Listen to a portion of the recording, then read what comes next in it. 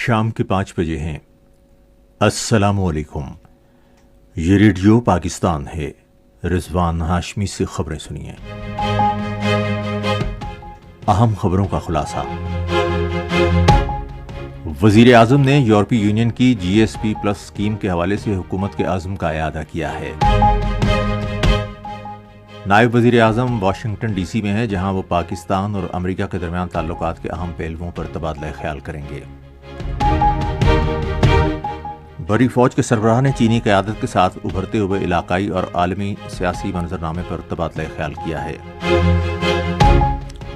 پاکستان نے مقبوضہ مغربی کنارے پر خود مختاری کے دعوے کی اسرائیلی پارلیمان کی غیر قانونی کوشش کی دو ٹوک الفاظ میں مذمت کی ہے۔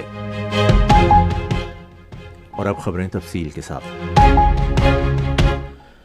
وزیر اعظم محمد شہباز شریف نے GSP+ اسکیم کے حوالے سے حکومت کے عزم کا اعادہ کیا ہے، جو پاکستان اور یورپی یونین کے لیے باہمی طور پر فائدہ مند ثابت ہوئی۔ انہوں نے اس عزم کا اظہار یورپی یونین کی سفیر رینا کیونکا سے گفتگو کرتے ہوئے کیا، جنہوں نے آج اسلام آباد میں وزیر اعظم سے الوداعی ملاقات کی۔ وزیر اعظم نے یورپی یونین کی سفیر کو پاکستان میں ان کی مدت کی کامیابی سے تکمیل پر مبارکباد دیتے ہوئے پاکستان اور یورپی یونین کے تعلقات کو مضبوط بنانے میں اہم کردار ادا کرنے پر ان کا شکریہ ادا کیا۔ انہوں نے 2022 میں پاکستان میں سیلاب کے دوران یورپی یونین کی جانب سے امداد کی فراہمی یقینی بنانے میں ان کی کوششوں کو خاص طور پر سراہا۔ شہباز شریف نے پاکستان کے سب سے بڑے تجارتی شراکت داروں میں سے ایک کے طور پر یورپی یونین کی اہمیت کو اجاگر کیا۔ وزیر اعظم محمد شہباز شریف نے کہا ہے کہ حکومت معیشت کی ڈیجیٹلائزیشن، سرکاری اداروں کی رائٹ سائزنگ اور حکومتی اداروں میں میرٹ پر ماہرین کی تعیناتی کے ایجنڈے پر عمل پیرا ہے۔ وہ وفاقی وزارتوں اور محکموں میں تکنیکی ماہرین کی تعیناتی اور بیرونی سرمایہ کاری پر حکمت عملی کے حوالے سے پبلک پرائیویٹ پارٹنرشپ اتھارٹی کے سلسلے میں ہونے والی پیش رفت پر جائزہ اجلاس کی صدارت کر رہے تھے۔ وزیر اعظم نے کہا کہ ادارہ جاتی اصلاحات ہماری اولین ترجیحات میں شامل ہیں۔ انہوں نے کہا کہ ماہرین کی تعیناتی کے حوالے سے میرٹ اور شفافیت پر کوئی سمجھوتہ قابل قبول نہیں ہوگا۔ نائب وزیر اعظم محمد اسحاق ڈار واشنگٹن DC میں ہیں، جہاں وہ محکمہ خارجہ میں امریکہ کے وزیر خارجہ مارکو روبیو سے ملاقات کریں گے۔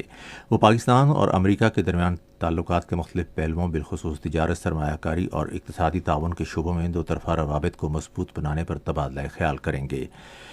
نائب وزیر اعظم امریکی تھنک ٹینک دی اٹلانٹک کونسل سے بھی خطاب کریں گے، جہاں وہ علاقائی اور بین الاقوامی امور پر پاکستان کا نقطہ نظر پیش کرنے کے ساتھ ساتھ پاکستان اور امریکہ کے تعلقات کے مستقبل پر بھی روشنی ڈالیں گے۔ ایتھوپیا کے سفیر جمال بکر عبداللہ نے آج اسلام آباد میں سینٹ کے چیئرمین سید یوسف رضا گیلانی سے ملاقات کی۔ ملاقات میں دو طرفہ تعلقات، اقتصادی اور تجارتی تعاون، دفاعی شراکت عمل اور باہمی دلچسپی کے امور پر تفصیلی تبادلہ خیال کیا گیا۔ چیئرمین سینٹ نے کراچی اور ادیس ابابا کے درمیان براہ راست پروازوں کے آغاز کا خیر مقدم کیا۔ ان کا کہنا تھا کہ پاکستان اور ایتھوپیا کے درمیان ہوابازی کے شعبے میں تعاون کو مزید فروغ دینے کے وسیع امکانات ہیں۔ سفیر جمال بکر عبداللہ نے چیئرمین سینٹ کے خیالات کا خیر مقدم کیا اور ایتھوپیا کی جانب سے پاکستان کے ساتھ تجارت اور دو طرفہ تعاون کو مزید مستحکم بنانے کے عزم کا اعادہ کیا۔